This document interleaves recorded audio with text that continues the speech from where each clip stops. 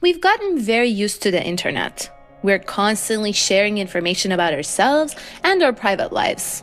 Food we eat, people we meet, places we go, and the stuff we read. Let me explain it better. Right at this moment, if someone attempts to look you up, they will see your real identity, precise location, operating system, all the sites you have visited, the browser you used to surf the web, and so much more information about you and your life, which you probably didn't mean to share with unknown strangers who could easily use this data to exploit you. But not if you're using Tor. Tor Browser protects our privacy and identity on the internet. Tor secures your connection with 3 layers of encryption and passes it through 3 voluntarily operated servers around the world, which enables us to communicate anonymously over the internet.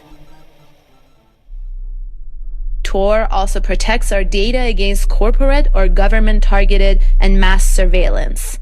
Perhaps you live in a repressive country which tries to control and surveil the internet.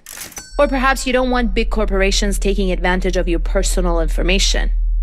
Tor makes all of its users to look the same, which confuses the observer and makes you anonymous.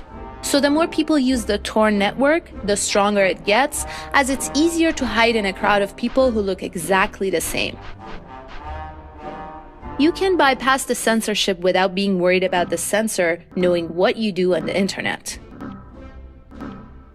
The ads won't follow you everywhere for months, starting when you first clicked on a product. By using Tor, the sites you visit won't even know who you are and from what part of the world you're visiting them, unless you log in and tell them so. By downloading and using Tor, you can also protect the people who need anonymity, like activists, journalists, and bloggers. So download and use Tor, or run a relay.